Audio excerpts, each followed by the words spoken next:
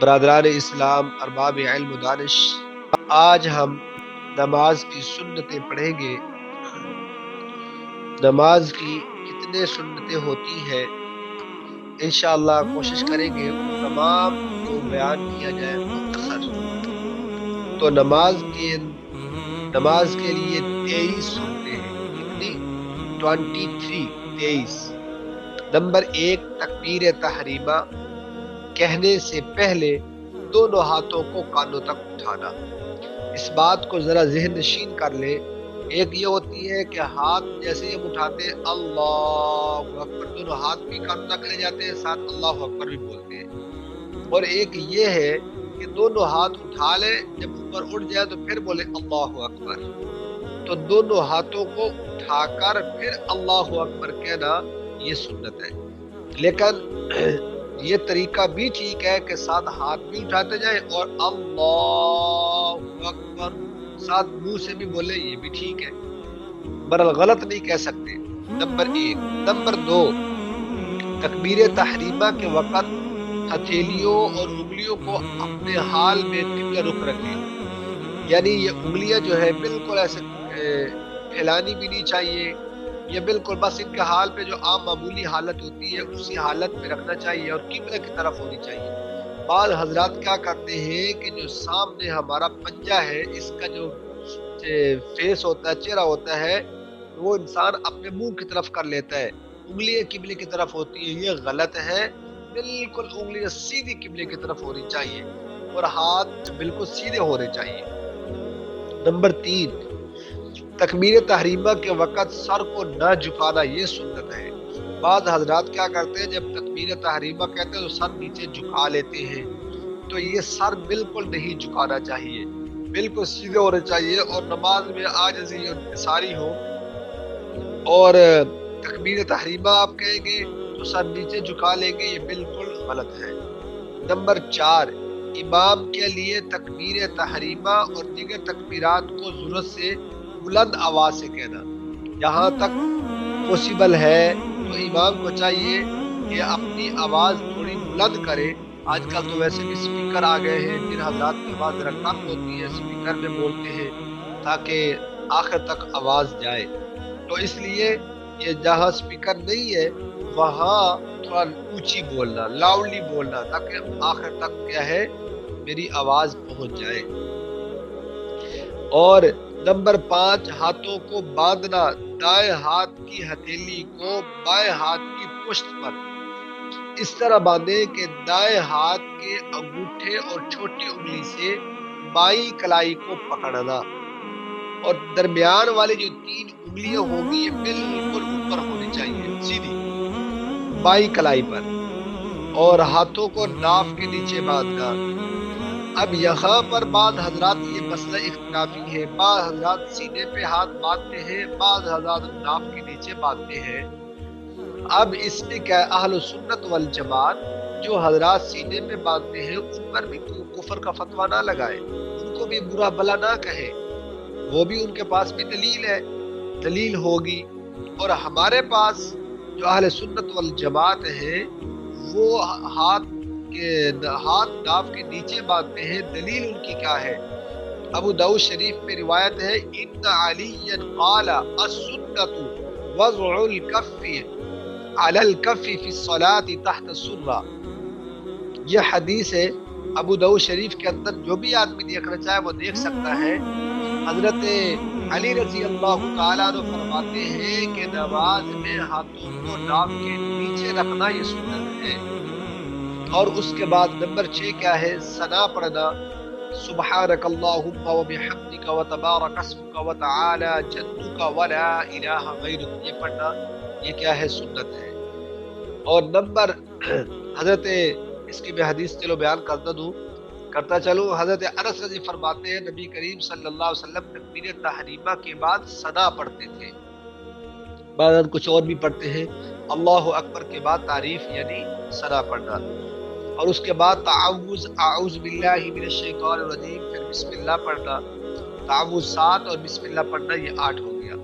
اور نمبر 9، فرض کی تیسری اور چوتھی رکعت میں صرف سورہ فاتحہ پڑھنا یہ سنت ہے۔ پہلی دوسری رکعت میں فرض کی کہ فاتحہ کے بعد کوئی اور سورت بھی پڑھیں گے، لیکن فرض کی آخری 2 رکعتوں میں صرف سورۃ الفاتحہ پڑھتے ہیں، بسم اللہ سے شروع کرتے ہیں اور سورۃ الفاتحہ پڑھتے ہیں۔ اس طرح حضرت ابو قتادہ رضی اللہ تعالی عنہ فرماتے ہیں نبی کریم صلی اللہ علیہ وسلم آخری 2 رکعتوں میں صرف فاتحہ پڑھتے تھے۔ نمبر 10، آہستہ آواز میں آمین کہنا۔ آہستہ، یہ مسئلہ بھی اختلافی ہے، بعض حضرات بہت بلند آواز سے کہتے ہیں، بعض حضرات سلو پڑھتے ہیں۔ حضرت عن وائل ان النبی صلی اللہ علیہ وسلم قرأ غیر المغضوب علیہم ولا الضالین فقال آمین وخفض بها صوته۔ حضرت وائل رضی اللہ فرماتے ہیں کہ نبی کریم صلی اللہ علیہ وسلم نے غیر المغضوب علیہم ولا الضالین پڑھا، پھر آمین کہا آہستہ آواز سے۔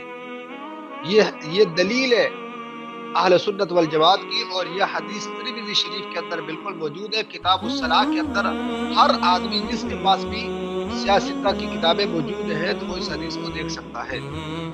اس کے بعد ثنا، تعوذ، تسمیہ، آمین اور تحمید کو آہستہ آہستہ آواز سے کہنا، یہ ساری چیزیں آرام آرام سے پڑھنی ہے، اس کو لاؤڈلی اونچی نہیں پڑھنی۔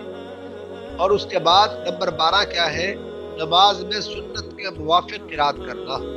سنت کیا ہے؟ قرات کس طرح کرنی چاہیے؟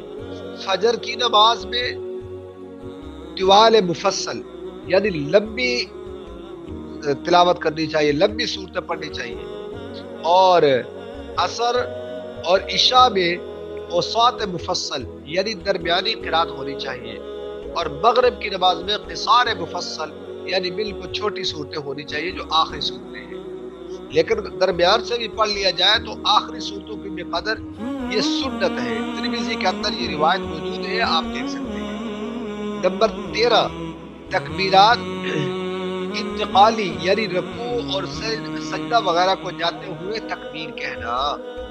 جب آپ رکوع میں گئے تو اللہ اکبر، اور جب رکوع میں جائیں تو دونوں ہاتھوں کو گھٹنوں پر رکھیں اور گھٹنوں کو مضبوطی کے ساتھ پکڑ لیں۔ درمیان والی جیسے آپ نے کلائی کو پکڑا تھا بالکل ویسے ہی پکڑنا ہے، درمیان والی سامنے انگلیاں ہو، اپنی چھوٹی انگلی اور انگوٹھے کے ساتھ زور سے پکڑ لیا جائے۔ اور یہاں ایک اور مسئلہ بھی اختلافی ہے، بعض حضرات رکوع جاتے ہوئے رفع یدین کرتے ہیں، دونوں ہاتھوں کو کانوں تک اٹھاتے ہیں، پھر جب رکوع سے اٹھتے ہیں پھر بھی دونوں ہاتھ کانوں تک اٹھاتے ہیں۔ آیا کیا یہ مسنون ہے یا نہیں؟ اس کا جواب ذرا سماعت فرما لیں قرآن اور حدیث کی روشنی میں۔ حضرت جابر بن سمرہ رضی اللہ تعالی عنہ فرماتے ہیں کہ قال خرج علینا رسول اللہ صلی اللہ علیہ وسلم فقال ما لی اراکم رافعی ایدیکم کأنها اذناب خیل۔ حضرت جابر بن سمرہ رضی اللہ فرماتے ہیں نبی کریم صلی اللہ علیہ وسلم ہمارے پاس تشریف لائے اور ہم نماز میں رفع یدین کر رہے تھے۔ آپ صلی اللہ علیہ وسلم نے فرمایا یہ کیا ہے؟ میں تمہیں رفع یدین کرتے ہوئے دیکھ رہا ہوں شریر گھوڑوں کی دم کی طرح، شریر گھوڑے جیسے دم ہلاتے ہیں اس سے تم رفع یدین کرتے ہو۔ اور فرمایا کیا کہ اسکنوا فی الصلاۃ، کہ تم نماز میں سکون سے رہو، اس کا مطلب ہے رفع یدین نہ کرو۔ یہ روایت مسلم شریف، ابو داؤد کے دونوں کتابوں کے اندر یہ روایت موجود ہے، حضرات دیکھ سکتے ہیں اگر کسی کو کوئی اختلاف ہو۔ ہاں ایک اور بات ذہن میں آ گئی کہ اگر کوئی شخص آپ کو یہ کہے کہ آپ رفع یدین یعنی رکوع جاتے ہوئے اٹھتے ہوئے آپ اپنے دونوں ہاتھ کانوں تک نہیں اٹھاتے تو آپ کی نماز نہیں ہے، پورے روح زمین پر کوئی شخص اس کا جواب نہیں دے سکتا۔ آپ ان سے صرف ایک بات کہیں کہ بھائی کوئی ہمیں ایک حدیث بتا دے جس کے اندر یہ لکھا ہو کہ بغیر رفع یدین کے نماز نہیں ہوتی، بس کوئی ایک حدیث دکھا دے جس کے اندر صرف یہ بات ہو کہ رکوع جاتے ہوئے، رکوع سے اٹھتے ہوئے، سجدے جاتے ہوئے دونوں ہاتھوں کو کانوں تک اٹھانا، اگر نہیں اٹھائیں گے تو نماز نہیں ہوگی۔ ہمیں کوئی ایک روایت دکھا دے، اگر وہ نہیں دکھا سکتا یہ پکی بات ہے، جتنا مرضی کوشش کرے۔ جی حضرت براء بن عازب فرماتے ہیں نبی کریم صلی اللہ علیہ وسلم جب نماز شروع کرتے تو ہاتھوں کو کانوں تک اٹھاتے تھے، پھر نماز میں دوبارہ رفع یدین نہیں کرتے تھے، یعنی دوبارہ کانوں تک ہاتھ نہیں اٹھاتے تھے۔ کانا افتتح الصلاۃ، جب نبی کریم صلی اللہ علیہ وسلم نماز شروع کرتے رفع یدیہ، اپنے دونوں ہاتھ اٹھاتے الی قریب من اذنیہ، اپنے دونوں کانوں کے قریب تک، کانوں کو لگا بھی سکتے ہیں اور قریب ایکول ان کے برابر بھی ہو سکتا ہے۔ ثم لا یعود، پھر دوبارہ نہیں اٹھاتے تھے۔ اچھا، قال عبد اللہ بن مسعود الا اصلی بكم صلاة رسول اللہ صلی اللہ علیہ وسلم فصلى فلم يرفع يديه الا في اول مرات۔ ترمذی کے اندر یہ روایت موجود ہے، حضرت عبداللہ بن مسعود رضی اللہ تعالیٰ نے فرمایا کیا میں تمہیں نبی کریم صلی اللہ علیہ وسلم والی نماز پڑھ کر نہ دکھاؤں؟ پھر انہوں نے نماز پڑھی، تکبیر تحریمہ کے علاوہ پوری نماز میں رفع یدین نہیں کیا۔ یہ بڑے جلیل القدر صحابہ موجود ہیں کہ جو آپ صلی اللہ علیہ وسلم کے پیچھے پڑھتے تھے، اور قرآن ان سے بہت ساری تفاسیر ان سے نقل کی گئی ہے، لہٰذا ان کا ہمارے پاس سامنے یہ دلیلیں موجود ہیں۔ نمبر 14، رکوع میں سر اور پیٹھ کو برابر رکھنا اور دونوں ہاتھوں کی کھلی انگلیوں سے گھٹنوں کو مضبوط پکڑنا۔ نمبر 15، رکوع اور سجدہ میں کم از کم 3 بار تسبیح پڑھنا، یہ ترمذی کے اندر روایت موجود ہے۔ اور نمبر 16، قومہ میں امام کو سمی اللہ لمن حمیدہ کہے اور مقتدی پیچھے ربنا لک الحمد پڑھے۔ امام کے ساتھ سمی اللہ لمن حمیدہ مقتدی کو نہیں پڑھنا چاہیے۔ سارا سجدے کو جاتے وقت پہلے دونوں گھٹنے، پھر دونوں ہاتھ، پھر ناک اور پیشانی زمین پر رکھنا۔ جب آپ سجدے میں جائیں گے تو سب سے پہلے کیا رکھیں گے؟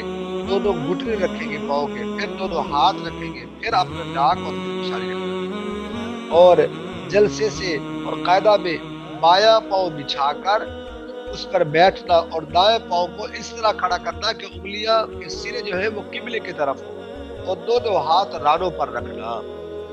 اور نمبر 9، شہادت، تشہد میں شہادت کی انگلی سے اشارہ کرنا۔ یہ ترمذی کے اندر سب روایتیں موجود ہیں، آپ دیکھ سکتے ہیں کہ جس کا طریقہ یہ ہے کہ انگوٹھے اور جو شہادت کے ساتھ والی انگلی ہوتی ہے، ان دونوں کو ہلکا بنا کر، یعنی سرکل گول بنا کر، اور پھر اس کے ساتھ والی جو چھوٹی انگلی ہے اور اس کے ساتھ والی ان دونوں انگلیوں کو بند کر لینا، اور شہادت کی انگلی کو لفظ اشہد اللہ، لا پہ اٹھانا، لا الہ اوپر اٹھانا اور الا اللہ پر نیچے رکھنا، اور پھر یہی ہلکا آخری نماز تک رہنا چاہیے۔